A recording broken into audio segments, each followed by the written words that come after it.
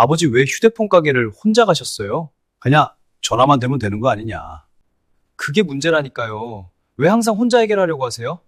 괜찮다. 아니요, 괜찮은 게 아니에요. 늘 아버지는 그게 문제요. 저는 괜찮다고 말했습니다. 휴대폰이 갑자기 꺼졌습니다. 충전이 다 된 줄 알았는데 화면이 깜빡이더니 그대로 멈춰버렸습니다. 몇 번을 껐다 켰지만 반응이 없었습니다. 오래 쓰긴 했습니다. 아들이 몇 번이나 바꾸라고 했었죠? 저는 괜찮다고 했습니다. 전화만 되면 되지 그게 뭐 그리 대수냐고 말했습니다. 그런데 막상 전원이 들어오지 않으니 괜히 불안해졌습니다.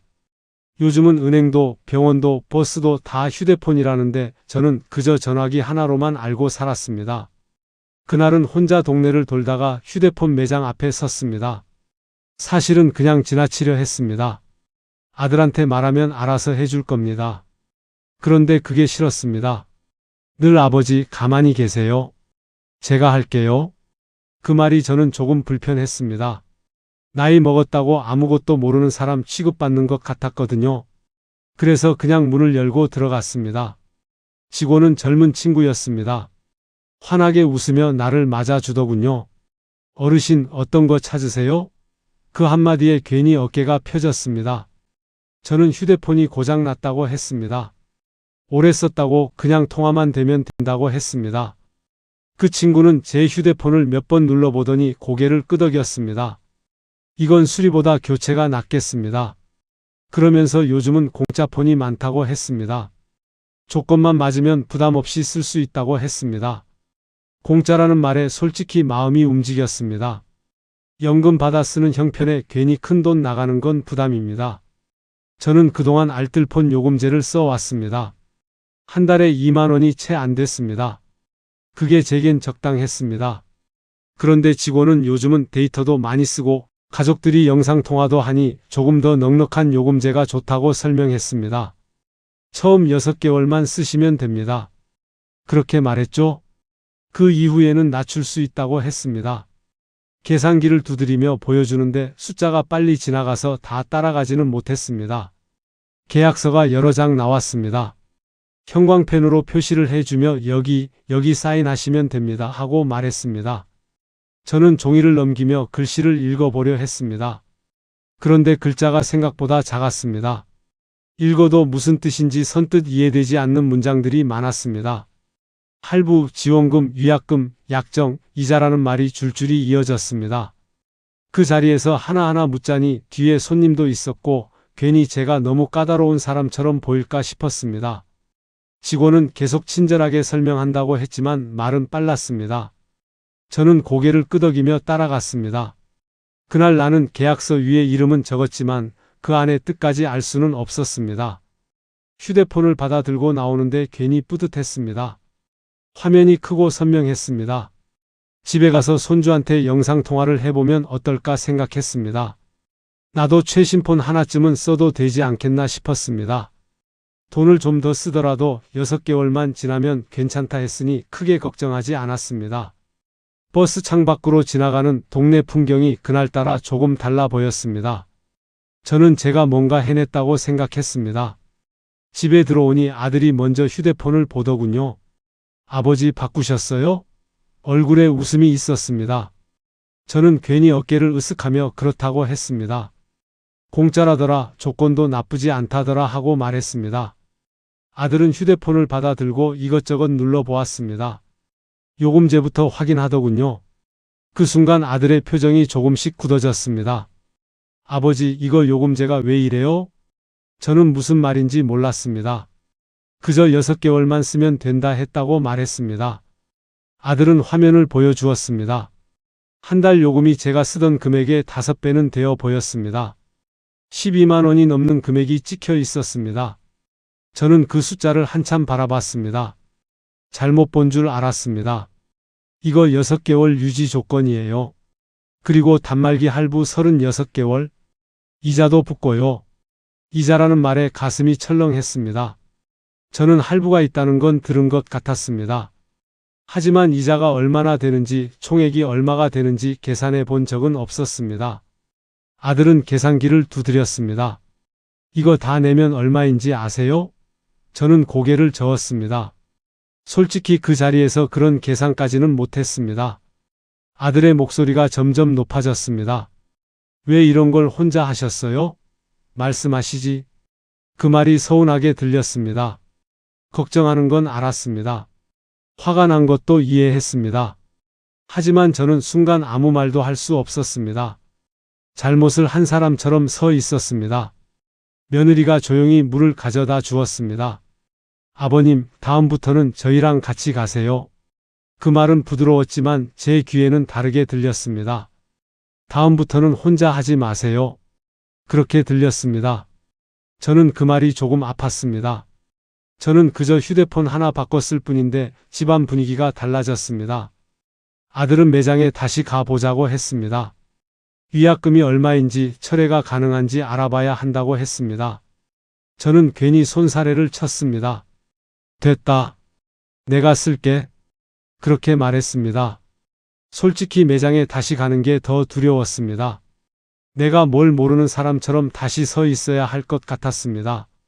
직원 앞에서, 아들 앞에서 또 설명을 들어야 할 것 같았습니다.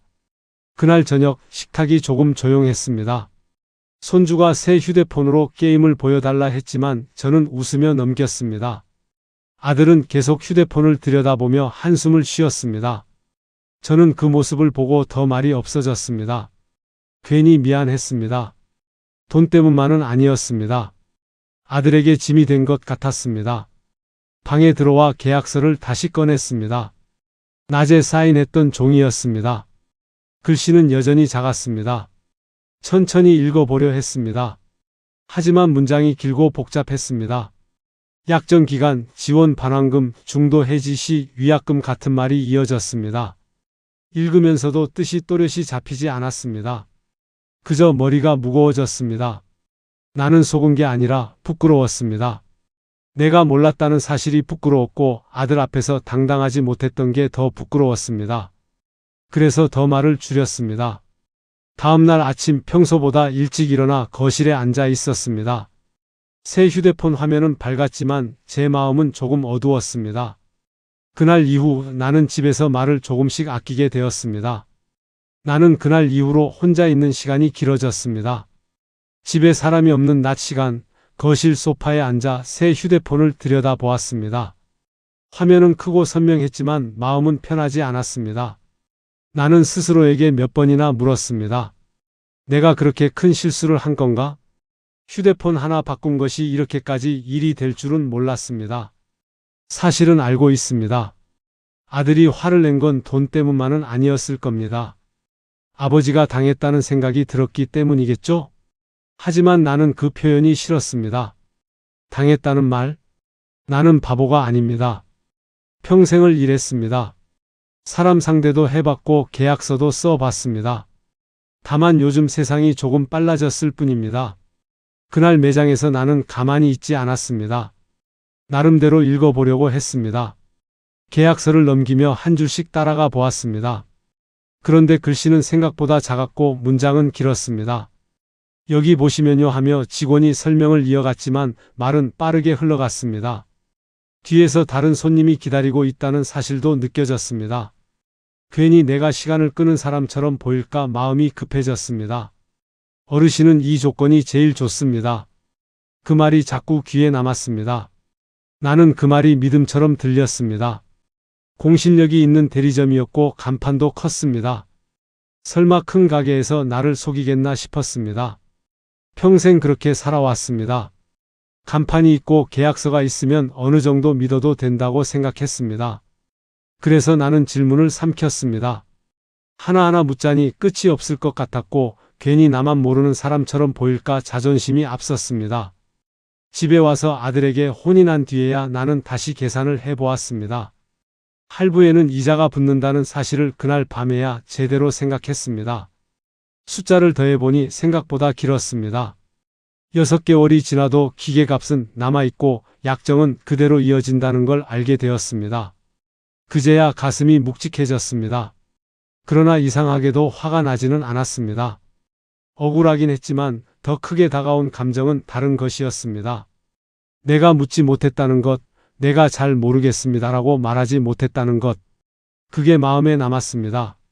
젊은 직원 앞에서 그리고 나 자신 앞에서 나는 괜히 강한 척을 했습니다. 나는 바보가 아니었습니다. 다만 세상이 바뀐 속도를 따라가지 못했을 뿐입니다. 그 밤에 계약서를 다시 접으며 나는 처음으로 솔직해졌습니다. 아들이 왜 그렇게 말했는지 조금은 알 것 같았습니다. 돈이 아니라 내가 작아 보였을까봐 화가 난 것이겠죠? 그 생각이 들자 괜히 가슴이 더 먹먹해졌습니다. 다음 날 아침 나는 혼자 매장에 다시 가보기로 마음먹었습니다. 아들한테는 말하지 않았습니다. 이번에는 내가 묻고 싶었습니다. 이해하지 못한 것들을 하나씩 물어보고 싶었습니다. 적어도 나 자신에게는 부끄럽지 않게 말입니다. 버스 창가에 앉아 휴대폰을 만지작거리며 나는 생각했습니다. 이번에는 내가 먼저 말해보자고. 모르면 모른다고, 이해가 안 되면 설명해 달라고. 늦었더라도 괜찮지 않겠나 싶었습니다. 그날 나는 처음으로 나이가 아니라 용기의 문제였다는 걸 깨달았습니다. 사실 나는 평생 계약서와 멀리 살지 않았습니다. 젊었을 때는 공장 일도 했고 작은 가게도 운영했었습니다. 도장을 찍기 전에는 늘 한 번 더 읽어보던 사람이었습니다. 그런데 이상하게도 그날 매장에서는 내가 예전의 내가 아니었습니다. 직원이 설명을 이어가는 동안 나는 자꾸만 고개를 끄덕이고 있었습니다. 이해했다기보다는 이해한 척을 했던 겁니다. 왜 그랬는지 나도 생각해 보았습니다. 아마도 나이 든 사람처럼 보이고 싶지 않았던 것 같습니다. 이해 못 하시겠어요? 라는 말을 듣는 순간이 두려웠는지도 모릅니다. 요즘 세상은 빠릅니다. 휴대폰 하나에도 조건이 몇 겹이나 붙어 있고 숫자는 작게 적혀 있고 설명은 길게 이어집니다. 나는 그 속도를 따라가다가 중간에서 멈춘 사람처럼 서 있었습니다. 직원은 나를 속이려 했을지도 모르고 아닐지도 모릅니다. 하지만 분명한 건 나는 그 자리에서 충분히 물어볼 권리가 있었다는 사실입니다. 그 권리를 내가 스스로 줄여버린 겁니다. 아들에게 혼이 난 그 밤에 나는 한참을 생각했습니다. 내가 왜 그렇게 서둘러 사인을 했는지, 공짜라는 말에 혹했던 것도 사실입니다. 나도 최신 기계를 써보고 싶었던 마음이 있었습니다. 손주가 쓰는 것처럼 화면을 넘겨보고 싶었고 사진도 선명하게 찍어보고 싶었습니다. 나이가 들었다고 해서 그런 마음이 없는 건 아니었습니다. 다만 그 마음을 들키고 싶지 않았습니다. 괜히 철없는 사람처럼 보일까 싶어서였습니다. 나는 그날 처음으로 세대 차이라는 말을 실감했습니다. 아들은 숫자를 보고 바로 계산을 합니다. 나는 숫자를 보고 잠시 멈춥니다. 그 차이가 서운했던 것 같습니다. 그래서 더 당당한 척을 했고 그래서 더 묻지 못했습니다. 자존심이라는 게 참 묘합니다. 지켜주는 것 같다가도 어느 순간 나를 고립시킵니다. 버스 안에서 나는 손바닥을 펴보았습니다. 주름이 많았습니다. 그 주름만큼 세월을 살았는데 왜 그 자리에서는 한마디 묻지 못했을까 생각했습니다. 그때 깨달았습니다. 나이가 많아서가 아니라 내가 작아질까봐 두려웠기 때문이었다는 걸 말입니다. 모른다고 말하는 순간 내가 한 단계 내려가는 것 같았던 겁니다. 하지만 사실은 반대였던 것 같습니다. 묻는 사람이 오히려 당당한 사람이라는 걸 이제야 알게 되었습니다. 그래서 다음날 나는 매장으로 다시 향했습니다. 상황을 바꾸기 위해서라기보다는 나를 바꾸기 위해서였습니다. 적어도 다음 계약서 앞에서는 고개만 끄덕이지 않겠다고 다짐했습니다. 그것이 나에게는 돈보다 더 중요한 일이었습니다. 매장 문을 다시 밀고 들어갔습니다. 어제와 같은 자리였습니다. 같은 직원이 있었습니다. 그는 나를 보더니 잠시 표정을 굳혔다가 다시 웃었습니다. 어르신, 어제 잘 쓰고 계세요? 그 말이 어제와는 조금 다르게 들렸습니다. 나는 의자에 앉으며 계약서를 다시 꺼냈습니다. 이 부분이 잘 이해가 안 됩니다. 나는 조심스럽게 말했습니다. 목소리가 크지는 않았지만 흔들리지는 않았습니다. 직원은 다시 설명을 시작했습니다. 약정 기간, 위약금, 유지 조건, 요금 변경 시점. 이번에는 중간에 멈추고 물었습니다. 그럼 6개월 뒤에 꼭 낮춰야 합니까? 할부 이자는 언제까지 붙습니까? 직원은 조금 귀찮은 표정이었지만 답은 했습니다. 결론은 간단했습니다. 지금 당장 철회는 어렵고 위약금이 생각보다 컸습니다. 그대로 쓰는 편이 낫다는 말이었습니다. 나는 잠시 생각하다가 고개를 끄덕였습니다. 더 따지지는 않았습니다.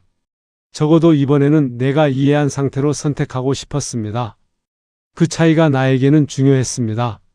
매장에서 나와 버스에 앉았을 때 이상하게도 어제보다 마음이 가벼웠습니다.